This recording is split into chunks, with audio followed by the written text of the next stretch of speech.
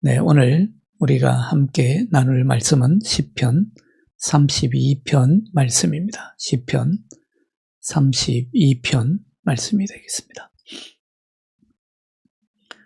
시편 32편 말씀 제가 봉독해 드립니다.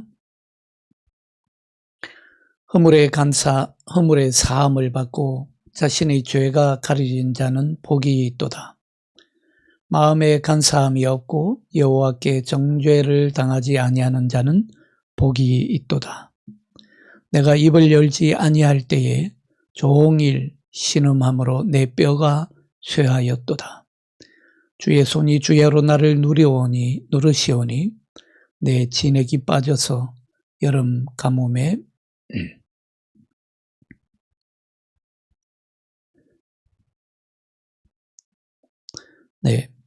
여름 가뭄에 마름같이 되었나이다. 내가 이러기를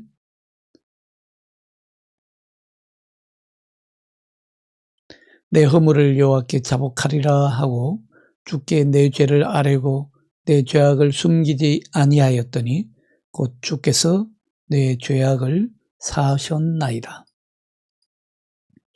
이로 말미암아 모든 경건한 자는 주를 만날 기회를 얻어서 주께 기도할지라. 진실로 홍수가 범람할지라도 그에게 미치지 못하리이다. 주는 나의 은신처이오니 환난에서 나를 보호하시고 구원의 노래로 나를 두르시리이다. 내가 내 갈 길을 가르쳐 보이고 너를 주목하여 훈계하리로다. 너희는 무지한 말이나 노새같이 되지 말지어다. 그것들은 제갈과 굴레로 단속하지 아니하면 너희에게 가까이 가지 아니하리로다. 악인에게는 많은 슬픔이 있으나 여호와를 신뢰하는 자에게는 인자하심이 두르리로다. 너희 의인들아 여호와를 기뻐하며 즐거워할지어다. 마음이 정직한 너희들아 다 즐거이 외칠지어다. 아멘.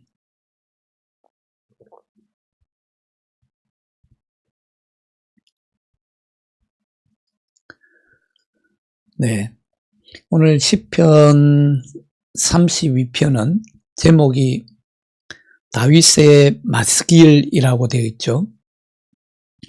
다윗의 마스길이다. 마스길이라고 하는 말은 교훈 또는 교훈시라는 뜻입니다.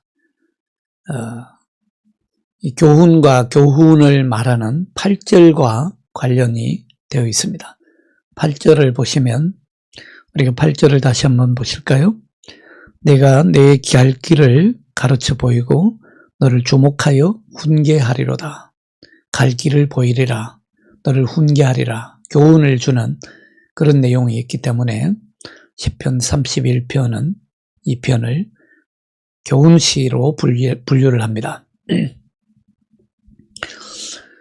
교훈시라고 되어 있지만 다른 한편으로 보면 32편은 또 하나님의 용서하심과 그 용서하시는 은혜를 높이 찬양하는 주제를 다루고 있기 때문에 감사시로 분류하기도 합니다.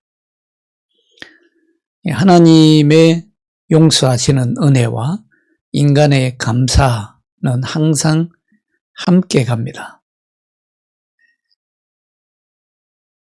감사가 없는 용서가 있을 수 없고요. 용서가 또 없이는 우리가 감사할 수 없죠.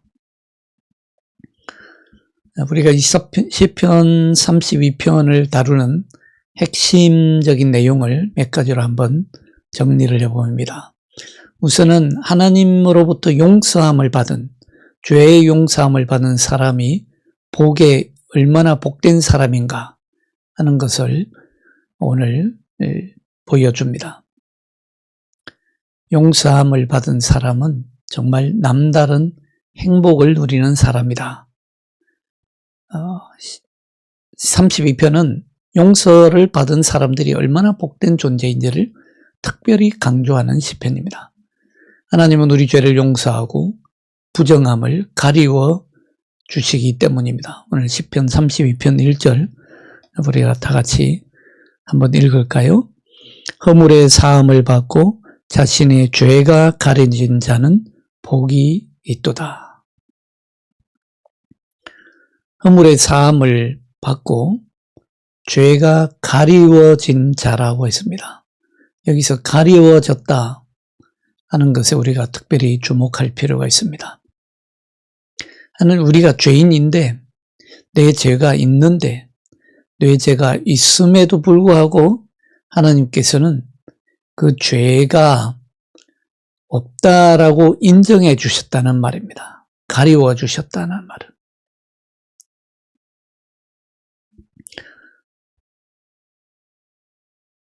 내 죄가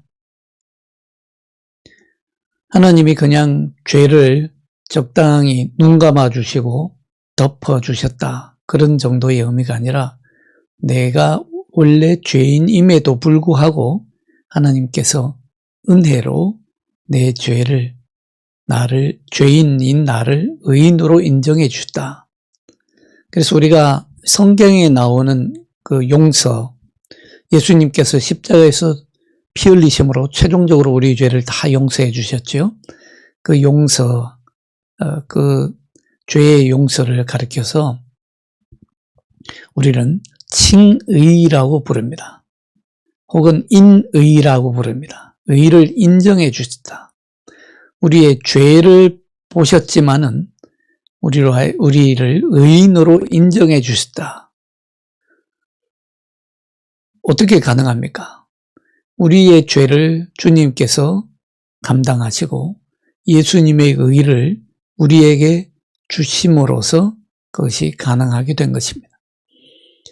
그래서 하나님께서 우리의 죄를 용서해 주시는 그 은혜는요, 우리가 전문적인 용어로 하면 법정적 칭의라고 합니다. 법정적 칭의. 그래서 내가 죄를 용서받고 내 존재 자체가 완전히 의로운 사람이 되었다는 그런 말이 아닙니다. 내가 죄인임에도 불구하고 하나님께서 예수 그리스도의 의를 우리에게 주심으로 우리가 의인으로 인정받고 산다. 의인으로 인정받고 산다고 하는 그 은혜를 얘기하는 것입니다. 자, 두 번째의 이 시편 32편의 핵심적인 주제는 죄와 죄의 인식의 문제입니다. 죄를 인정하고 하나님께 고백하는 것이 얼마나 중요한가 하는 것을 오늘 가르쳐주고 있습니다. 우리 죄의 고백을 통해서 우리는 하나님의 사랑과 은혜를 누릴 수 있습니다. 시편 32편 5절을 보시죠. 5절을 보시면 내가 이르기를 내 허물을 여호와께 자복하리라 하고 주께 내 죄를 아뢰고 내 죄악을 숨기지 아니하였더니 곧 주께서 내 죄악을 사하셨나이다.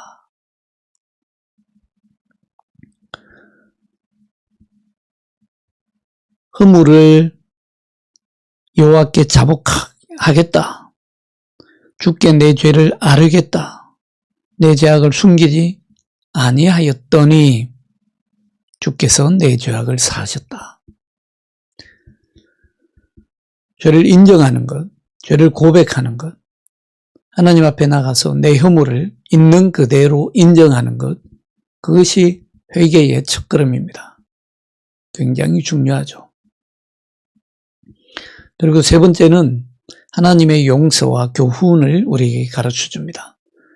32편에서는 하나님이 우리 죄를 용서해 주시고 올바른 길을 가르쳐 주신다. 이 사실을 너무너무 기뻐합니다. 이를 통해서 우리는 하나님의 인도를 받을 수 있고 하나님의 인도를 따라 생활할 수 있기 때문입니다. 오늘 시편 32편 5절에서도 그렇지만 8절에서 보시면 시편 32편 8절을 다 같이 한번 보시죠. 네. 내가 내 갈 길을 가르쳐 보이고 너를 주목하여 훈계하리로다. 훈계하리로다. 예.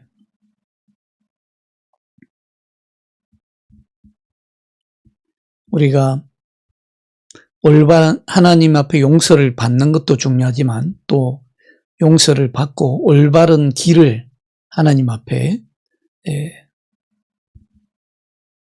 하나님으로부터 받는 것, 올바른 삶의 길을 가는 것, 그것이 또한 회개의 진정한 목적입니다. 그리고 네 번째로는 하나님의 보호와 은총을 노래합니다.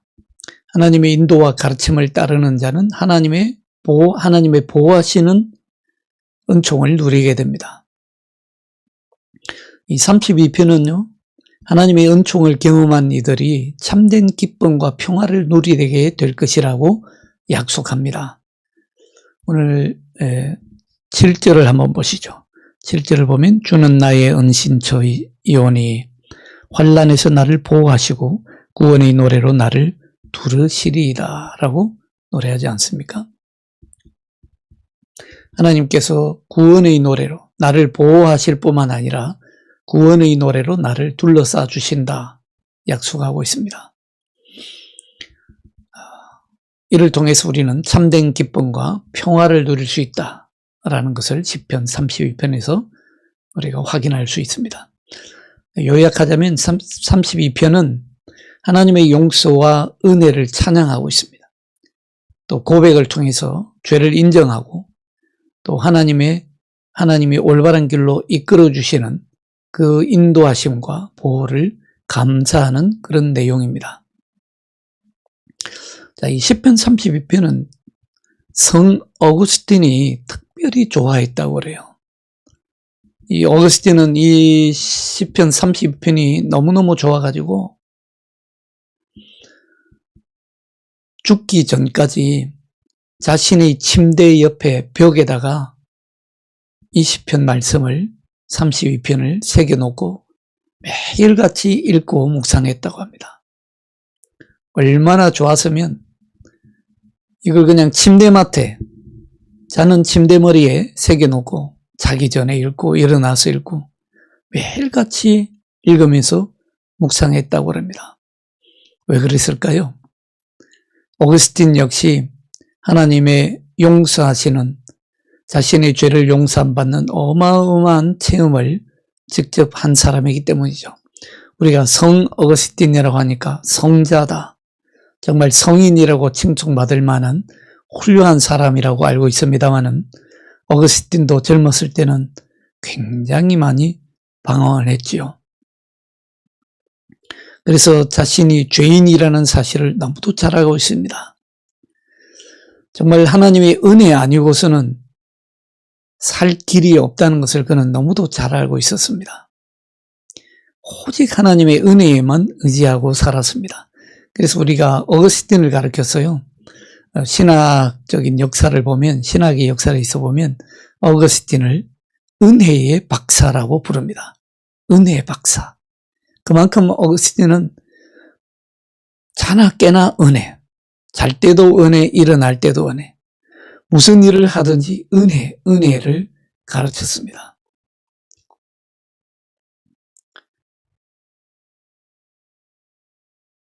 사실 어거스틴은 어린 시절부터 청년에 이르기까지 너무도 많은 잘못을 저질렀습니다. 젊었을 때는 성욕에 사로잡혀서 불순한 관계를 많이 맺고 다녔고요. 그리고 거짓말과 도둑질을 일삼았고 나중에는 이교와 만이교에 빠져서 정말 영적으로도 형편없이 망가졌습니다. 그런 어거스틴이 하나님의 은혜로 구원을 받았다라는 사실을 깨닫고 나서 정말 하나님의 그 크신 은혜를 찬양합니다. 그런데요, 어거스틴이 처음에 한번 은혜 받고 나서 다시는 죄를 짓지 않는 그런 성자가 된 것은 아닙니다. 어거스틴도 하나님의 은혜로 구원받았다는 것을 깨닫고 나서도요, 여전히 육체적인 유혹과 정신적인 오만과 싸워야 했습니다. 자신을 육체적으로 유혹하는 것과 영적으로 자신을 자꾸 교만하게 만드는 그런 영과 싸워야만 했습니다. 그래서 그는 끝까지 자신의 죄성을 인정하지 않을 수 없었고요. 끝까지 하나님의 은혜가 아니면 안 됩니다. 라는 고백을 하지 않을 수 없었습니다. 그래서 오늘 시편 32편이 어거스틴의 자기의 고백이나 다름없었기 때문에 이 시편을 늘 침대맡에 기록하고 늘 묵상하면서 하나님의 은혜를 기리고 또 기억했던 것입니다. 사실 이 시편 32편이 어떤 상황에서 쓰여졌는지 자세하게 정확하게 기록은 나오지 않습니다만은 이 시편 32편은 사무엘하 구약성경 사무엘하 11장 12장을 배경으로 하고 있다고 볼 수 있습니다. 사무엘하 11장 12장에 어떤 사건이 나옵니까? 밧세바의 유혹에 넘어간 사건이 나오지 않습니까? 다윗이 밧세바의 유혹에 넘어가서 그의 남편 우리아를 결국 죽게 만드는 그런 엄청난 범죄를 저지르게 되죠. 자, 이 밧세바의 유혹에 넘어간 사건과 관련된 시편이 직접적으로 관련된 시편이 시편 51편입니다. 51편이 이 다윗의 이 범죄의 사건과 더 직접적으로 관련된 시편입니다. 거기 보면 다윗은 자신의 죄를 인정하고 용서를 구하고 있습니다. 그리고는 하나님의 길을 범죄자들에게, 죄인들에게 가르치겠다라고 시편 51편 13절에서 하나님 앞에 약속합니다.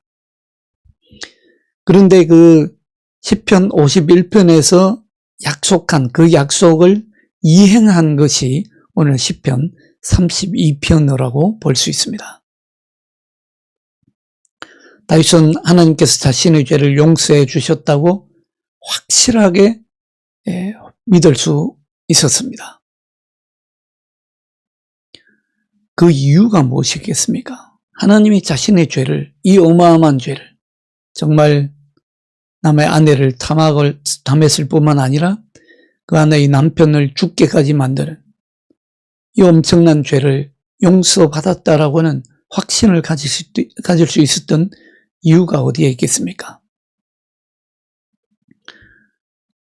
다른 것이 없습니다. 내가 회개했기 때문에 하나님이 용서해 주셨다. 아닙니다. 많은 분들이요, 그렇게 착각을 하기 쉬운데요. 내가 회개했으니까 용서해 주시는 거겠지. 순서가 잘못되어 있습니다. 내가 회개했기 때문에 용서해 주시는 것이 아니라요, 하나님의 은혜와 사랑이 내 죄를 덮을 만큼 크기 때문입니다. 충분하기 때문입니다. 다윗도 자신이 얼마나 부족하고 불충한 죄인이며 정말 용서받지 못할 죄인인가를 너무도 잘 알고 있습니다. 그래서 그는 눈물로 회개할 때에, 좀 과장한 표현이지만 눈물로 침상을 띄웠다고 했습니다. 자신의 부족함을 너무도 잘 알고 있고 용서받지 못할 죄인이라는 것을 너무도 잘 알았습니다. 그러나 자신의 죄가 너무도 크다는 것도 알았지만 하나님이 얼마나 하나님의 그 용서하시는 은혜가 또 얼마나 크다 하는 것도 잘 알고 있었습니다. 하나님의 용서와 은혜로 얼마나 가득한 분인지도 잘 알았던 것입니다.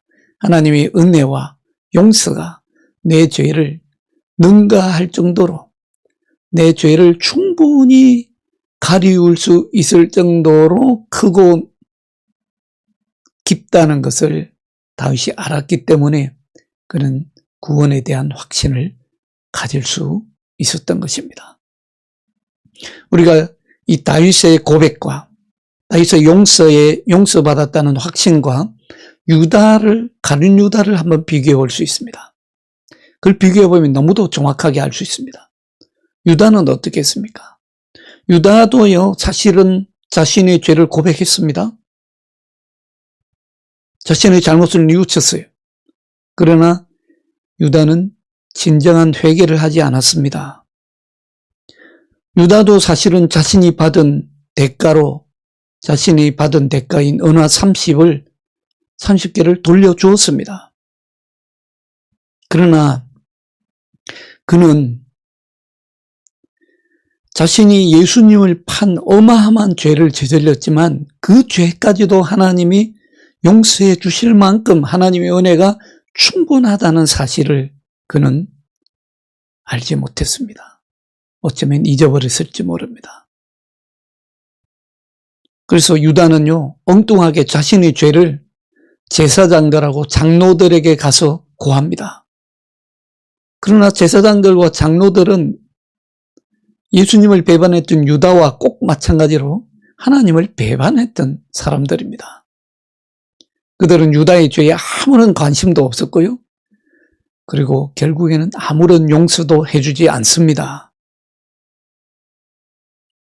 하나님께 아뢰며 하나님의 그 용서하시는 은혜가 자기의 죄까지도 충분히 덮을 수 있을 만큼 크다는 것을 확신해야 되는데 유다에게는 그것이 없었습니다. 이것이 바로 다윗과 유다의 차이입니다. 유다는 결국 하나님의 은혜와 사랑에 대한 확신이 없었던 것입니다. 예수님께서 내가 예수님을 팔았지만 예수님은 나를 용서하시고 나를 사랑하실 수 있는 분이라는 확신이 없었기 때문입니다. 자, 이렇게 다윗은 자신의 죄를 정말 철저하게 하나님께서 가리우시고 하나님께서 자신의 죄를 용서하실 뿐만 아니라 하나님께서 의의 길로 인도하실 수 있다는 확신을 가지고 살았습니다. 그런데 여러분, 순서를 잘 기억하십시오. 내가 내 죄를 어떻게 인식합니까? 어떻게 깨닫습니까? 우리가요, 그리스도인으로 살아가지만 하나님 믿는다고 하지만 내가 내 죄를 잘 알지 못합니다. 내가 내 죄를 알기 위해서는요, 하나님의 은혜, 십자가에 달리신 하나님의 은혜가 얼마나 크다는 것을 깨달을 때에야 비로소 내 죄를 알 수 있습니다. 그래서 십자가의 은혜를 보지 않고는요, 내가 내 죄를 제대로 깨달을 수가 없습니다. 인식이 안 됩니다. 오늘 시편 32편은 우리에게 특별한 은혜를 줍니다. 특별한 행복의 길이 무엇인지 알려줍니다. 그것은 내 죄를 숨기지 말고 주님 앞에 있는 그대로 낱낱이 고백하는 것입니다. 그리고 무엇보다도 하나님을 의지하라고 가르쳐줍니다. 하나님의 은혜가 얼마나 큰가 하는 것을 확신하라고 우리에게 가르쳐줍니다. 그리고 다윗처럼 용서함을 받은 이후에 하나님께서 우리에게 지혜를 주시고 이제 새로운 생명의 길을 인도해 주시리라고 하는 확신을 가지고 살라고 가르쳐줍니다. 오늘 시편 32편은 그래서 복이 있도다. 그리고 또 복이 있도다 라고 시작하지 않습니까? 복이 있도다. 정말 복 있는 사람은 어떤 사람입니까? 진짜 행복한 사람은 어떤 사람입니까? 하나님 앞에 꺼리낄 것이 없는 사람입니다. 하나님 앞에요, 정말 자신을 투명하게 내어놓을 수 있는 사람입니다. 그 사람이 가장 행복한 사람이고 남다른 복을 누리는 사람이라고 일러줍니다. 사랑하는 여러분, 하나님의 은혜를 믿으시기 바랍니다. 하나님의 그 크신 은혜를 확신하심으로 있는 그대로 주님 앞에 나가고 있는 그대로 다 내어놓음으로 하나님 앞에 정말 떳떳하고 당당하게 그리고 행복하게 살아가시는 저와 여러분 되시기를 주님의 이름으로 축원합니다. 기도합니다. 하나님 아버지 감사합니다. 우리에게 이 크고 놀라운 은혜를 주시니 감사합니다. 주님, 우리의 잘못으로, 우리의 실수로, 우리의 허물로 우리가 순간순간 나도 모르게 무의식 가운데서 행하는 모든 악한 생각과 악한 말들과 악한 행위들이 하나님과 나 사이를 가로막고 있는데, 하나님, 우리를 이 지옥 같은 죄의 짐에서 벗어나게 하시니 감사합니다. 주님 앞에 당당하게 하나님의 은혜의 보좌 앞에 담대하게 나아올 수 있게 하시니 감사합니다. 오늘도 주님 주시는 이 자유를 누리며 살게 하여 주옵시고, 주님, 있는 그대로 주님 앞에 나아감으로 참 자유를 누리며 사는 저희들 되게 하시고, 참 행복과 참 복을 누리며 사는 저희들이 되게 하여 주시옵소서. 주 예수 그리스도의 이름으로 감사하며 기도하옵나이다. 아멘.